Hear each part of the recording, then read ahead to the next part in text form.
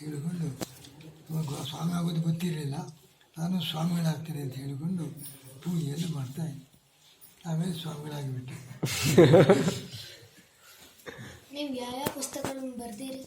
ನೀವು ಯಾವ್ಯಾವ ಪುಸ್ತಕ ಬರ್ದಿದ್ದೀರಾ ಅಂತ ಕೇಳ್ತಾರೆ. ಪುಸ್ತಕ ಕೆಲವು ಬರೆದಿದ್ದೇನೆ, ಕೆಲವು ಶ್ಲೋಕ ಮಾಡಿದ್ದೇನೆ. ಸುಧಾ ಅದಕ್ಕೆ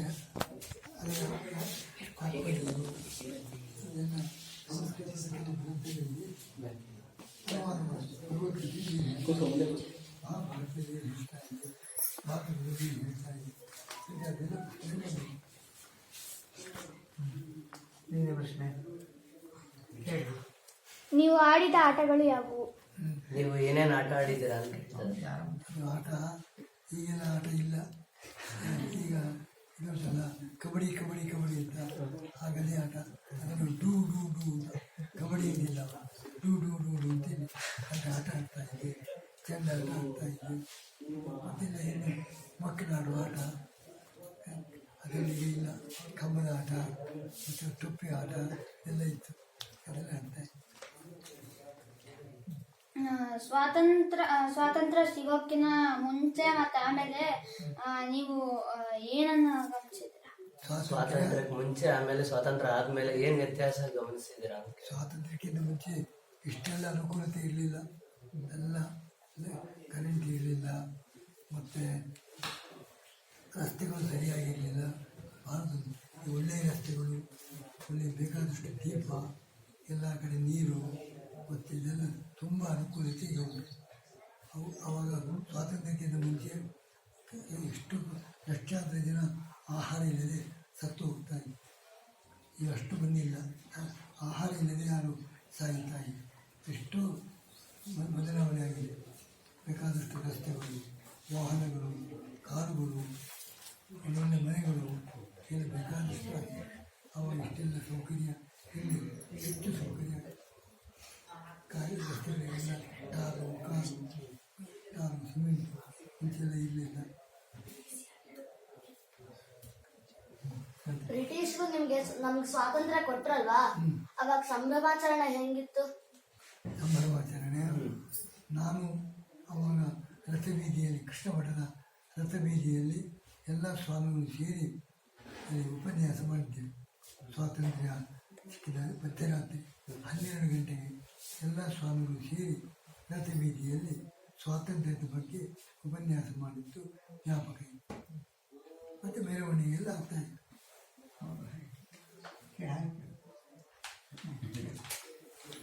ನಾವು ಅಧ್ಯಯನ ಹೆಂಗೆ ಮಾಡೋದು ಅಂದರೆ, ಅಧ್ಯಯನ ಮಾಡಲಿಕ್ಕೆ ಒಂದು ದೇವರಲ್ಲಿ ಭಕ್ತಿ ಬೇಕು. ನಿತ್ಯ ದೇವರ ಪ್ರಾರ್ಥನೆ ಮಾಡಬೇಕು. ಆಮೇಲೆ ಪ್ರಯತ್ನ ಮಾಡಬೇಕು. ದೇವರ ಪ್ರಾರ್ಥನೆ ಮಾಡ್ತೇವೆ, ಹಾಗೆ ಬಿಡ್ತದೆ ಅಂತ ಭಾವಿಸಿದೆ. ನಮ್ಮ ಪ್ರಯತ್ನ, ವಿಶೇಷವಾದ ಪ್ರಯತ್ನ ದೇವರಲ್ಲಿ, ಗುರುಗಳಲ್ಲಿ ಭಕ್ತಿ, ಗುರುಭಕ್ತಿ, ದೇವರಲ್ಲಿ ಭಕ್ತಿ, ನಮ್ಮ ವಿಶೇಷ ಪ್ರಯತ್ನ ಎರಡಿದ್ದರೆ ಅಧ್ಯಯನ ಚೆನ್ನಾಗಿ ಆಗ್ತದೆ. ನಾವು ಓದುವಾಗ ಮನಸ್ಸು ಚಂಚಲ ಆಗುತ್ತೆ. ಅದು ಚಂಚಲ ಆಗದಿದ್ದಕ್ಕೆ ನಾವು ಏನು ಮಾಡಬೇಕು? ಮನಸ್ಸು ತುಂಬಾ ಚಂಚಲ ಇರುತ್ತೆ, ಓದ್ಬೇಕಾದ್ರೆ ಓದ್ಲಿಕ್ಕೆ ಆಗಲ್ಲ. ಅದಕ್ಕೆ ಏನ್ ಮಾಡ್ಬೇಕು ಅಂತ ಪ್ರಶ್ನೆ. ಅದಕ್ಕೆ ಒಂದು ಅಭ್ಯಾಸ ಮಾಡುವಾಗ ಬೇರೆ ವಿಷಯದಲ್ಲಿ ಆಸಕ್ತಿ ಕಮ್ಮಿ ಮಾಡಬೇಕು. ಆಟ ಇದಕ್ಕೆಲ್ಲ ಹೆಚ್ಚು ಗಮನ ಕೊಡಬಾರ್ದು. ಬೈಕ್ ಆಟ ಒಂದು ಲಿಮಿಟು. ಯಾವಾಗಲೂ ಟಿ ವಿ ನೋಡ್ತಾ ಇರೋದು, ಅದಕ್ಕೆ ಅದರಲ್ಲಿ ಎಲ್ಲ ಯಾವಾಗಲೂ ಟಿ ವಿ, ಯಾವಾಗಲೂ ಆಟ, ಹೀಗಿರಬಾರ್ದು. ಅದಕ್ಕೊಂದು ಲಿಮಿಟ್ ಇರಬೇಕು. ಪ್ರಯತ್ನ ಮಾಡಬೇಕು. ಏಕಾಗ್ರತೆ ಬರಲಿಕ್ಕೆ ಪ್ರಯತ್ನ ಮಾಡಬೇಕು. ಇತರ ವಿಷಯದಲ್ಲಿ ಅದಕ್ಕೆಲ್ಲ ಬೇರೆ ಬೇರೆ ಸಮಯ ಇರಬೇಕು. ಓದುವ ಸಮಯದಲ್ಲಿ ಓದುವುದು ಬಿಟ್ಟು ಬೇರೆ ಕಡೆ ಗಮನ ಕೊಡಬಾರದು. ಆಟ ಇದಕ್ಕೆ ಒಂದು ಹೊತ್ತು, ಯಾವಾಗಲೂ ಟಿ ವಿ ಇರಬಾರ್ದು. ಸ್ವಲ್ಪ ಸಮಯ ಬೇಕಾದರೆ ನೋಡಿ. ಬೇರೆ ವಿಷಯದಲ್ಲಿ ಹೆಚ್ಚು ಇಂಟ್ರೆಸ್ಟ್ ತೋರಿಸಿದೆ, ಪಾಠದ ಸಮಯದಲ್ಲಿ, ಓದುವ ಸಮಯದಲ್ಲಿ ಅದರಲ್ಲೇ ಇಂಟ್ರೆಸ್ಟ್ ಆವಾಗ ಬರುತ್ತೆ. ಬೇರೆ ಬೇರೆ ಕಡೆ ಮನಸ್ಸು ಹೋಗಬಾರ್ದು. ಮೋದಿಯವರ ಪ್ರಮಾಣ ಪತ್ರ ಸ್ವೀಕಾರ ಕಾರ್ಯಕ್ರಮಕ್ಕೆ ಹೋಗಿದ್ದ ಅನುಭವವನ್ನು ಹೇಳ್ತಾರೆ. ಅವನಿಗೆ ಆಶೀರ್ವಾದ ಮಾಡಿ. ಹಸುಗಳನ್ನ ನೀವು ಚೆನ್ನಾಗಿ ನೋಡ್ಕೊಳ್ತೀರಾ? ಹಸುಗಳನ್ನ ನೀವು ಚೆನ್ನಾಗಿ ನೋಡ್ಕೊಳ್ತೀರಾ? ಅಂದ್ರೆ ಅಂದ್ರೆ ಅದ್ರ ಸ್ವಭಾವದ ವಿಚಾರದ ಬಗ್ಗೆ ಹಸುಗಳ ಬಗ್ಗೆ ನಾನು ನಮ್ಮ ಒಟ್ಟಿಗೆ ಹಸುಗಳಿಲ್ಲ. ಹಸುಗಳಿಗೊಂದು ದೊಡ್ಡ ಶಾಲೆ ಮಾಡಿದ್ದಾರೆ ನಮ್ಮ ಕಿರಿಯ ಶ್ರೀಗಳು. ಅವರು ಹಾಗಾಗಿ ಹೋಗಿ ನೋಡಿ ಬರ್ತಾರೆ. ಹಸುಗಳು ಚೆನ್ನಾಗಿ ನೋಡಿಕೊಳ್ಳುವಂತೆಲ್ಲ ವ್ಯವಸ್ಥೆ ಮಾಡಿದ್ದಾರೆ. ಅವರು ಎಲ್ಲಿದ್ದರೂ ಕೂಡ ಹಸುಗಳನ್ನು ನೋಡಿಕೊಳ್ಳಲಿಕ್ಕೆ ಬೇಕಾದ ಜನ ಇದೆ. ಅವಕಾಶ ಇದ್ದಾಗ ಅವರು ಹೋಗ್ತಾರೆ, ನಾವು ಕೂಡ ನೋಡಲಿಕ್ಕೆ ಹೋಗ್ತೇವೆ. ಈ ಗುಮ್ಮ ಹಸುಗಳನ್ನ ಶಾಂತ ಮಾಡೋದು, ಹಸುಗಳನ್ನ ಶಾಂತ ಹೇಗ್ ಮಾಡೋದು? ಯಾವ ಹಸು ಗುಮ್ಮತ್ತಲ್ಲ ಅದನ್ನ ಹೇಗ್ ಶಾಂತ ಮಾಡೋದು ಅಂತ ಹೇಳ್ತಾರೆ. ಅವೆಲ್ಲ ಇಲ್ಲಿ ಕೊಡಬೇಕು. ಎಲ್ಲ ಕಿತ್ತಿದ್ದಾರೆ, ಅದರ ಕೆಚ್ಚಲು ಬೆಲ್ಲ ಕಿತ್ತಿಡಬೇಕು. ಅವು ಸಾಕಾಗ್ತದೆ. ಇದು ನಮ್ಮ ಕೈಯಲ್ಲಿದೆ. ಯಾವುದು ಹಾಗೆ ತೊಂದರೆ ಕೊಡುವುದಿಲ್ಲ. ನಮಗೆ ಇವರು ತೊಂದರೆ ಕೊಡುವವರು ಅಂತ ಹೆದರಿ ಕೊಡೋದು. ಹೆದರಿ ಹಾಗೆ ಆ ಹೆದರಿಕೆ ಬಾರದಂತೆ ನಾವು ನೋಡಿಕೊಂಡು ಏನು ಮಾಡೋದು. ಈಗ ಭಾರತ ಅಭಿವೃದ್ಧಿಯಾಗಿ ಬೆಳೆಯೋದಕ್ಕೆ ನಾವು ಏನ್ ಮಾಡ್ಬೇಕು? ಯಾವುದಾದ್ರು ಭಾರತ ಅದು ಈಗ ದೊಡ್ಡವರಾಗಿ ಈಗ ಓದುವುದನ್ನೇ ಮಾಡಿ ದೊಡ್ಡವರಾದ್ಮೇಲೆ ಗೊತ್ತಾಗ್ತದೆ ಏನು ಅಭಿವೃದ್ಧಿ ಮಾಡಬೇಕು. ನೀವು ಸನ್ಯಾಸ ತಗೊಳ್ಳುವಾಗ ನಿಮ್ ಗುರುಗಳು ಏನ್ ಕಿವಿ ಮಾತು ಹೇಳಿದ್ರು? ನೀವು ಸನ್ಯಾಸ ಸ್ವೀಕಾರ ಸಂದರ್ಭದಲ್ಲಿ ಗುರುಗಳು ನಿಮಗೆ ಕಿವಿ ಮಾತನ್ನು ಏನು ಹೇಳಿದ್ರು? ಕಿವಿ ಮಾತೇನಿಲ್ಲ, ಮಧ್ವಾಚಾರ್ಯರು ಹೇಳಿದ್ದಾರೆ ಎಲ್ಲರಿಗೂ ಸನ್ಯಾಸಿ ಹೇಗಿರಬೇಕು ಅಂತ. ದೇವರಲ್ಲಿ ಭಕ್ತಿ ಇರಬೇಕು, ವಿಷ್ಣುವೇ ಸರ್ವೋತ್ತಮ ಅಂತ ಜ್ಞಾನ ಗಟ್ಟಿಯಾಗಿರಬೇಕು, ಸಂಶಯ ಮಾಡಬಾರದು. ಮತ್ತು ಇಂಥದ್ದೆಲ್ಲ ಕೆಲವು ಇಷ್ಟು ಜಪ ಮಾಡಲೇಬೇಕು, ಇಂತಹ ಪೂಜೆ ಮಾಡಲೇಬೇಕು, ನಿತ್ಯ ಪಾಠ ಪ್ರವಚನ ಅದನ್ನು ಮಾಡಬೇಕು ಅಂತ ಮಧ್ವಾಚಾರ್ಯ ಹೇಳಿದ್ದಾರೆ.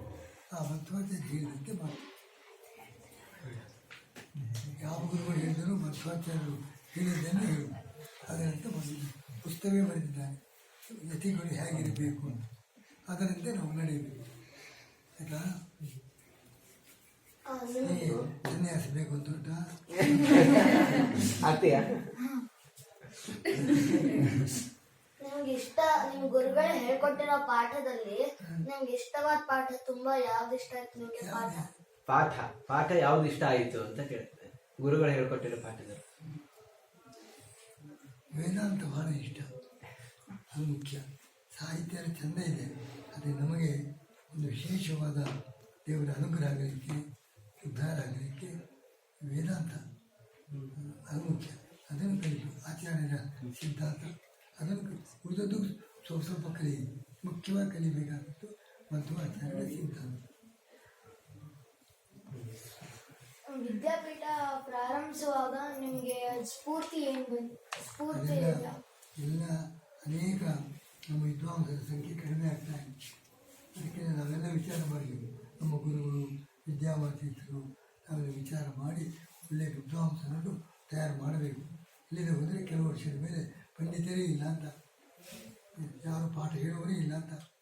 ಅದನ್ನು ವಿಚಾರ ಮಾಡಿ ನಾವೆಲ್ಲ ಸೇರಿ ಆಲೋಚನೆ ಮಾಡಿ ಅಂತ ವಿದ್ಯಾಪೀಠ ಮುಖಾಂತರ ಪಂಡಿತರನ್ನು ತಯಾರು ಮಾಡಬೇಕು ಅಂತ ಮನಸ್ಸು ಮಾಡಿ.